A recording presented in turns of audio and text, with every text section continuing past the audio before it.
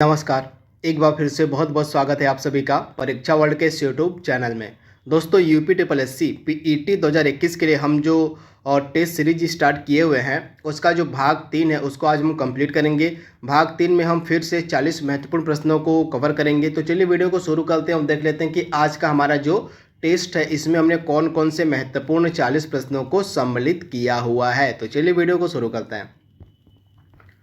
पहला प्रश्न आपके स्क्रीन पर है। आपको यहाँ पे समय दिया हुआ है, काल दिया हुआ है और घटना दी हुई है, तो आपको सही सुमेलित करना है। तो आइए इस प्रश्न को सॉल्व कर लेते हैं। सबसे पहले तो पहला ऑप्शन ए हमारा जो है 1527 में कौन सी घटना हुई थी, आइए उसको देख लेते हैं। तो 1527 में कौन सी घटना हुई थी? खानवा का युद्ध हुआ था बाबर और राणा सांगा के मध्य। तो आप ऐसे याद रखिएगा।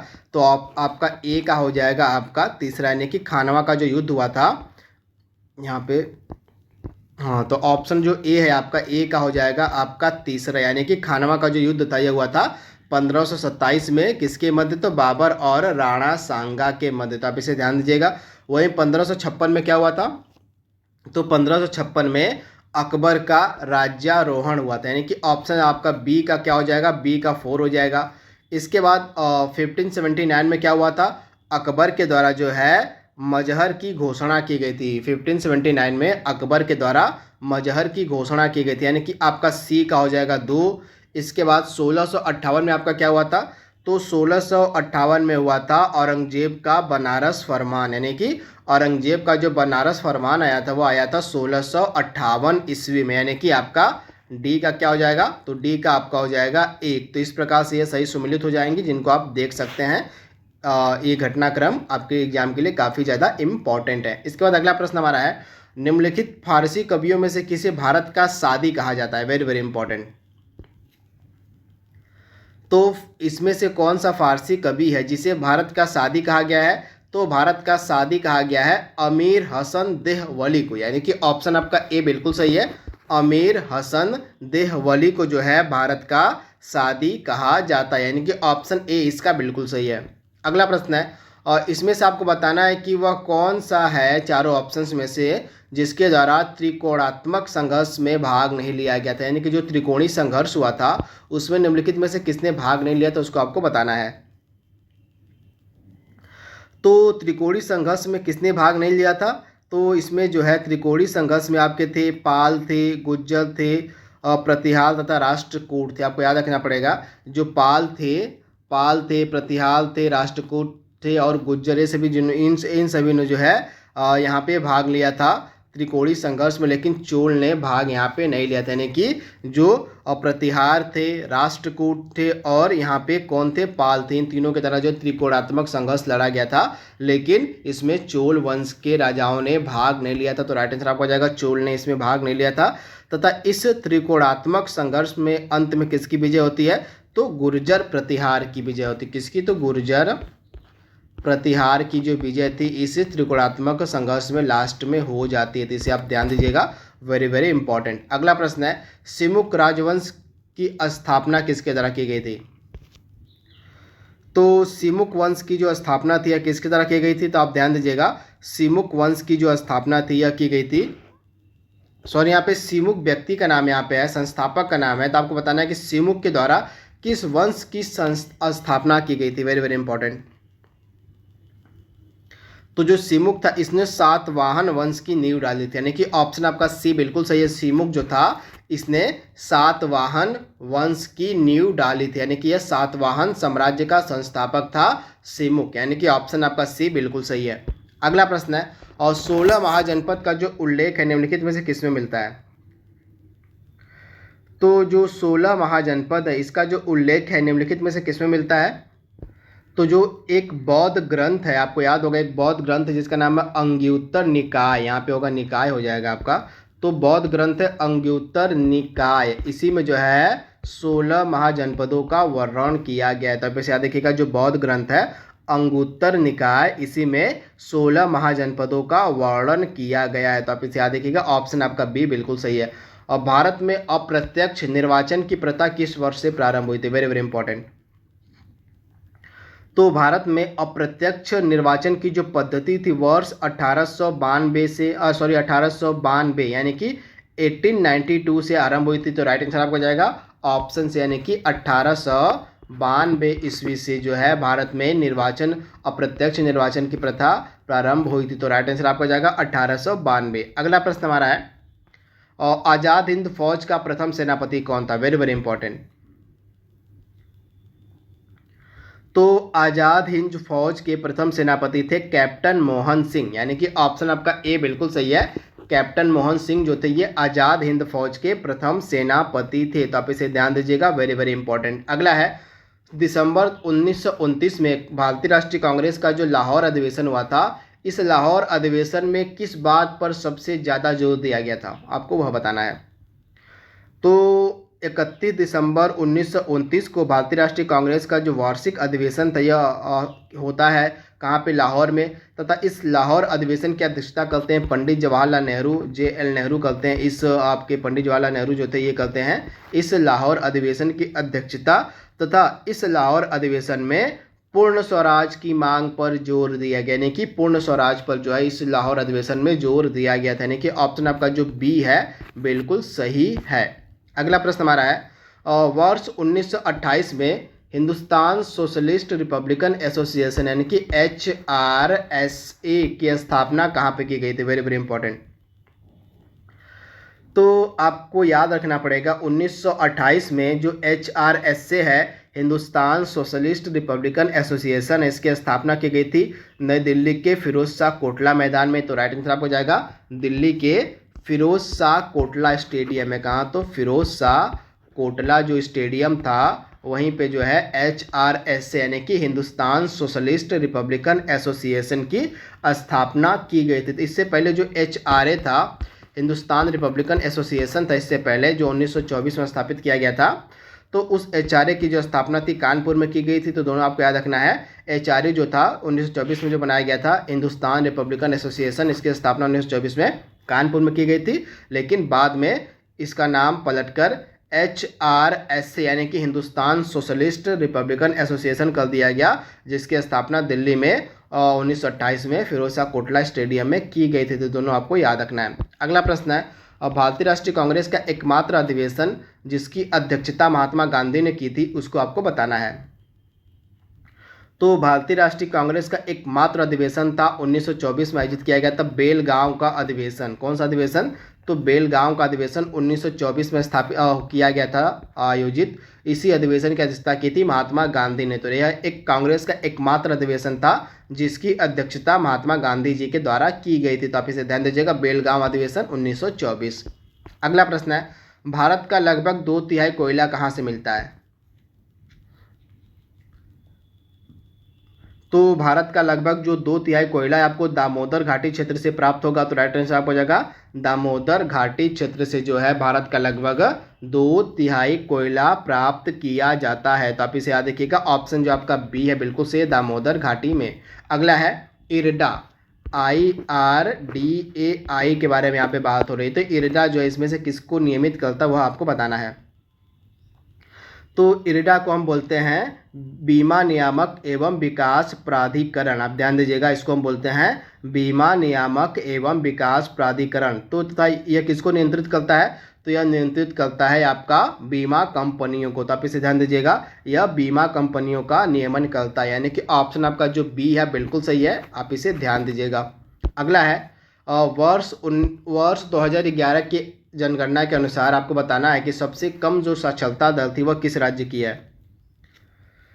तो आपको याद रखना है सबसे कम जो साक्षरता दर थी, तो 2011 की जनगणना के अनुसार सबसे न्यूनतम जो साक्षरता दर वाला राज्य था वह था बिहार, तथा सबसे ज़्यादा जो साक्षरता दर वाला राज्य था वह था केरल। तो दोनों आपको याद रखना है, अगर सबसे ज़्यादा साक्षरता दर वाला राज्य पूछे तो केरल हो जाएगा, और सबसे कम पूछे तो आपका हो जाएगा बिहार। अगला प्रश्न आपका, यहाँ पे जोड़ी दी गई है, आपको बताना कि इसमें से कौन सी जोड़ी सुमेलित नहीं है, आपको वह बताना है। तो इसमें से कौन सी जोड़ी सुमेलित नहीं है ये उसको देख लेते हैं। तो यहाँ पे आप देख रहे हैं तेल शोधनशाला, यह आपको कहाँ पे मिलेगी? तो तेल शोधनशाला मथुरा में है, जो कि बिल्कुल सही है। इसके बाद यहाँ पे जो उर्वरक संयंत्र है, उर्वरक संयंत्र आपको कहाँ पे मिलेगा? तो उर्वरक संयंत्र उत्तर प्रदेश में कहाँ पे है? तो यह गोरखपुर में है, इलाहाबाद में है, कानपुर में है, बरेली में है, लेकिन यह लखनऊ में नहीं है। तो आपका राइट आंसर ये हो जाएगा कि ऑप्शन बी आपका सुमेलित नहीं है। इसके बाद कालीन उद्योग आपको मिलेगा भदोही में, जो कि बिल्कुल सही है। उसके बाद एल्युमिनियम संयंत्र है आपको मिलेगा सोनभद्र में, यह भी बिल्कुल सही है। तो ऑप्शन बी आपका सही नहीं था। उर्वरक संयंत्र जो उत्तर प्रदेश में है ये आपको मिलेंगे गोरखपुर में, इलाहाबाद में, कानपुर में, बरेली में, लेकिन लखनऊ में ये अवस्थित नहीं है। अगला इंपॉर्टेंट है, और गरीबी उन्मूलन का जो नारा था किस पंचवर्षीय योजना में दिया गया था? Very very important. तो गरीबी उन्मूलन का जो नारा था यह 5वीं पंचवर्षीय योजना में दिया गया था। तो ऑप्शन आपका जो सी है बिल्कुल सही है, 5वीं पंचवर्षीय योजना में गरीबी उन्मूलन का नारा दिया गया था। अगला है, और निम्नलिखित में से कौन सा बैंक कृषि एवं ग्रामीण विकास को प्रोत्साहित करता है? Very very important. तो राष्ट्रीय कृषि एवं ग्रामीण विकास बैंक, जिसको शॉर्ट फॉर्म में हम नाबार्ड कहते हैं, जो नाबार्ड बैंक होता है यह कृषि एवं ग्रामीण विकास को प्रोत्साहित करता है। तो आप इसे ध्यान दीजिएगा, राइट आंसर हो जाएगा आपका नाबार्ड बैंक, यानी कि ऑप्शन बी। अगला प्रश्न है, और निम्नलिखित में से भारतीय संविधान का कौन सा भाग नगर पालिका से संबंधित है? Very very important. तो भारतीय संविधान का कौन सा भाग नगर पालिका से संबंधित है? तो भाग 9A, यानी कि ऑप्शन जो आपका डी है बिल्कुल सही है, भाग 9A जो है यह नगर पालिकाओं से संबंधित है। तो आप इसे ध्यान दीजिएगा, वेरी वेरी इंपॉर्टेंट। तथा भाग 6 किससे संबंधित है आपका? तो भाग 9A तो आपका हो गया नगर पालिका से, लेकिन भाग 6 जो ऑप्शन ए वाला है किससे संबंधित है? भाग 6 आपका संबंधित है राज्य सरकारों से। तो आप इसे ध्यान दीजिएगा, जो भाग 6 है यह राज्य सरकारों से संबंधित है। तो आप इसे ध्यान दीजिएगा, वेरी वेरी इंपॉर्टेंट। जो भाग 6 आपका है वह राज्य सरकारों से संबंधित है। इसके बाद आपका जो भाग 7 है यह किससे संबंधित है? तो राज्यों से संबंधित पहली अनुसूची, आप ध्यान दीजिएगा। तो भाग 7 का संबंध आपका है राज्यों से संबंधित पहली अनुसूची का खंड ख, तो इसे आप ध्यान दीजिएगा। और भाग आपका 8 संबंधित है संघ राज्य क्षेत्र से। किससे? तो संघ राज्य क्षेत्र से संबंधित है आपका, संघ राज्य क्षेत्र से संबंधित आपका भाग 8। तथा भाग 9 आपका था नगर पालिका से। और भाग 9 किससे संबंधित है? तो भाग 9 आपका संबंधित है किससे? तो पंचायतों से। तो इसे आपको याद रखना है, भाग 9 आपका पंचायतों से हो जाएगा, और भाग 9A हो जाएगा आपका नगर पालिकाओं से। और भाग 6 आपका किससे संबंधित है? तो भाग 6 आपका संबंधित है राज्य सरकारों से। तो इसे आप ध्यान दीजिएगा, वेरी वेरी इंपॉर्टेंट। अगला है, इसमें से कौन सा देश का उच्च मतलब राज्य है जिसमें उच्च न्यायालय आपको नहीं मिलेगा? तो दिए गए विकल्प में से जो उच्च न्यायालय है किसमें नहीं है? तो दिए गए विकल्प में से जो उच्च न्यायालय है आपको मिलेगा जो है मिजोरम, मतलब मिजोरम में जो है उच्च न्यायालय वर्तमान में नहीं है। बाकी तीनों यहाँ पे आपके कहाँ पे? उड़ीसा में उच्च न्यायालय है, और आपका सिक्किम में है, और हिमाचल प्रदेश में उच्च न्यायालय है, लेकिन आपका मिजोरम में उच्च न्यायालय नहीं है। तो आप इसे याद रखिएगा, वर्तमान में हमारे देश में टोटल 25 यानी कि 25 हाई कोर्ट हैं। तो आपको बताना है कि लेटेस्ट यानी कि हमारे देश का जो 25वां हाई कोर्ट है वह कौन सा है और कब स्थापित किया गया था, इसको आपको कमेंट बॉक्स में बताना है। अगला प्रश्न आपका है, भारतीय संसद में कौन कौन शामिल है? तो भारतीय संसद किससे मिलकर बनती है? तो लोकसभा, राज्यसभा और राष्ट्रपति से। वेरी वेरी इंपॉर्टेंट, आप ध्यान दीजिएगा, लोकसभा, राज्यसभा और राष्ट्रपति से मिलकर बनती है भारतीय संसद, यानी कि ऑप्शन आपका जो है डी बिल्कुल सही है। अगला है, निम्नलिखित में से किसकी संतुष्टि पर जो है भारतीय संविधान में फंडामेंटल ड्यूटीज यानी कि मूल कर्तव्यों को सम्मिलित किया गया था? तो भारतीय संविधान में मूल कर्तव्यों को सम्मिलित किया गया था स्वर्ण सिंह समिति के रिकमेंडेशन पे। तो आप इसे याद रखिएगा, स्वर्ण सिंह समिति के रिकमेंडेशन पे जो 1976 में 42वां संविधान संशोधन किया गया था, इसी के तहत जो है फंडामेंटल ड्यूटीज़ को जगह दी गई थी भारतीय संविधान में। तब इसे ध्यान दीजिएगा, वेरी वेरी इंपॉर्टेंट। तथा इससे जुड़ा आर्टिकल कौन सा है? तो फंडामेंटल ड्यूटी से जुड़ा आर्टिकल आपका आर्टिकल 51A। तो आप इसे ध्यान दीजिएगा, काफ़ी ज़्यादा इंपॉर्टेंट है। इसके बाद अगला प्रश्न आपकी स्क्रीन पर है, और कौन सी अनुसूची राज्यसभा में स्थानों का आवंटन से संबंधित आपको बताना है? तो राज्यसभा के सीटों के आवंटन से संबंधित जो अनुसूची इसमें से वो है चौथी अनुसूची। जो चौथी अनुसूची आपकी है, चौथी अनुसूची का संबंध किससे है? राज्यों और केंद्र शासित प्रदेशों के लिए राज्यसभा में सीटों का आवंटन। तो आप इसे याद रखिएगा, जो चौथी अनुसूची है आपकी किससे संबंधित है? तो राज्यों और केंद्र शासित प्रदेशों के लिए राज्यसभा में सीटों का आवंटन से। तो आप इसे याद रखिएगा। वहीं अगर हम 5वीं अनुसूची की बात करें तो 5वीं अनुसूची आपकी किससे संबंधित है? तो अनुसूचित और जनजाति क्षेत्रों के प्रशासन तथा नियंत्रण के बारे में उपबंध दिए गए हैं 5वीं अनुसूची में। और दूसरी अनुसूची में क्या दिया गया है, तो आपका जो दूसरी अनुसूची है इसमें जो मुख्य पदाधिकारी हैं उनके वेतन और भत्तों का जिक्र है आपका दूसरी अनुसूची में। अगर हम और तीसरी की बात करें तो तीसरी में क्या दिया गया है, तो तीसरी में दिया गया है कुछ प्रमुख जो पद हैं हमारे भारतीय संविधान में उनके शपथ और प्रतिज्ञान का जो जिक्र है वो किया गया आपका तीसरी अनुसूची में। तो इसे आपको याद रखिएगा, मैं एक बार फिर से रिपीट कर दे रहा हूँ। तीसरी अनुसूची में शपथ का जिक्र है, जो हमारे संवैधानिक पद हैं उनसे रिलेटेड जो शपथ लिया था उसका जिक्र है। इसके बाद चौथी अनुसूची में राज्यसभा के सीटों का आवंटन दिया गया है। 5वीं अनुसूची में आपका SC ST वाले जो एरियाज है उनका प्रबंधन का जिक्र किया गया है।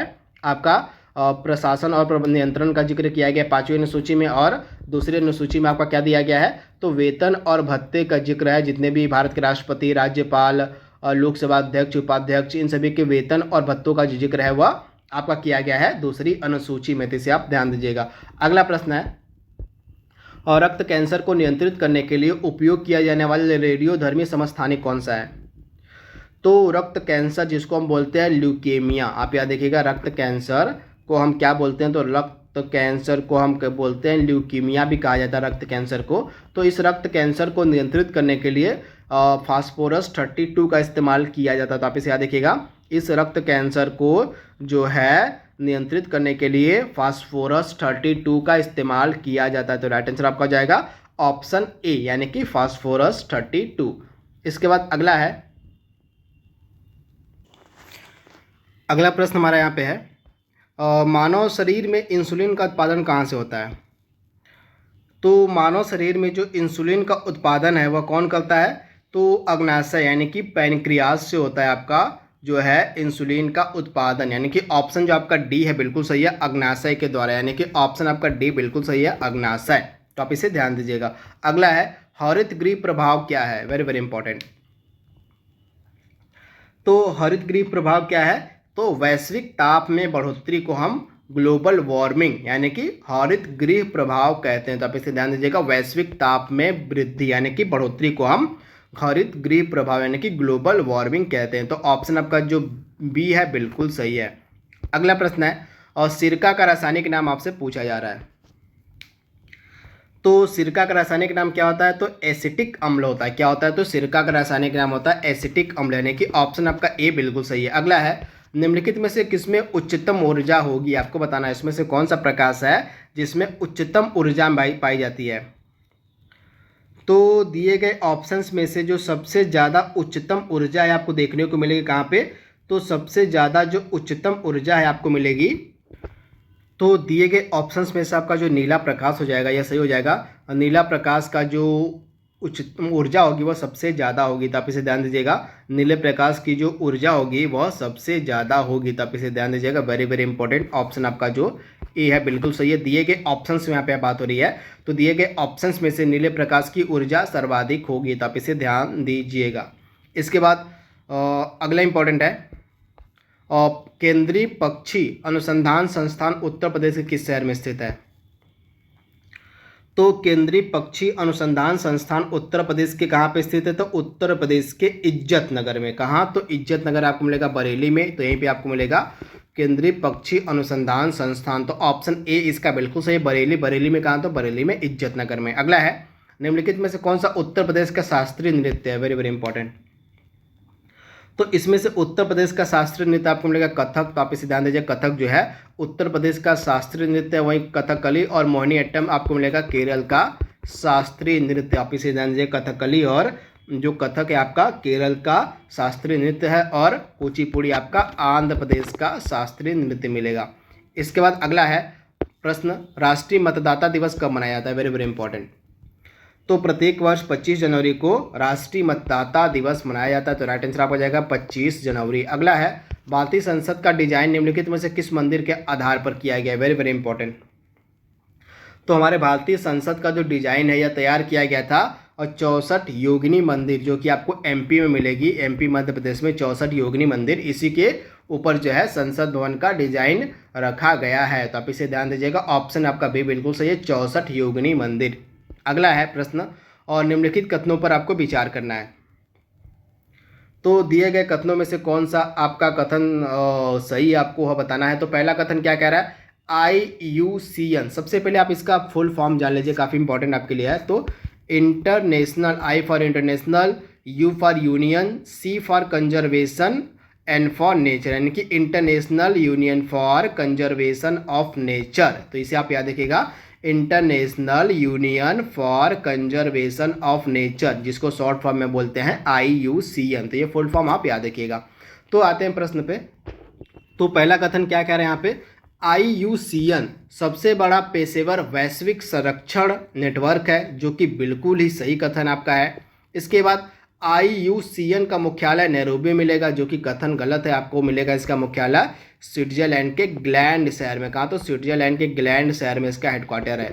इसके बाद यह प्रत्येक 4 वर्ष में सदस्य संगठनों द्वारा निर्वाचित एक परिषद द्वारा शासित होता है। तो यह भी कथन आपका सही है, यानी कि पहला और तीसरा आपका सही दिया गया था और दूसरा आपका गलत था। इसका जो हेडक्वार्टर IUCN का यह स्विट्जरलैंड के ग्लैंड शहर में स्थित है। कहाँ पे, तो स्विट्जरलैंड के ग्लैंड शहर में। अगला है, भारतीय पर्यावरण संरक्षण अधिनियम कब पारित हुआ था। तो 1986 इसका राइट आंसर हो जाएगा। 1986 में भारतीय पर्यावरण संरक्षण अधिनियम पारित हुआ था। तो राइट आंसर आपका हो जाएगा 1986, यानी कि ऑप्शन आपका जो C है बिल्कुल सही है। अगला प्रश्न आपकी स्क्रीन पर यहाँ पे है, और राष्ट्रीय पर्यावरण अभियांत्रिकी शोध संस्थान, जिसको शॉर्ट फॉर्म में हम नेरी कहते हैं, कहाँ पे अवस्थित है। तो राष्ट्रीय पर्यावरण अभियांत्रिकी शोध संस्थान आपको मिलेगा कहाँ पे, तो नागपुर में, यानी कि ऑप्शन आपका B बिल्कुल सही है, नागपुर। अगला प्रश्न है, पृथ्वी सम्मेलन यानी कि अर्थ समिट पहली बार कहाँ हुआ था। तो अर्थ समिट, पृथ्वी सम्मेलन हुआ था आपका 1992 ईस्वी में। कहाँ पे, तो ब्राज़ील के रियो डी जेनेरियो शहर में। कहाँ, तो ब्राज़ील के रियो डी जेनेरियो शहर में हुआ था अर्थ समिट 1992 में। अगला प्रश्न आपका है, निम्नलिखित में से कौन सा पृथ्वी के कार्बन चक्र में कार्बन डाइऑक्साइड की मात्रा को नहीं बढ़ाता है।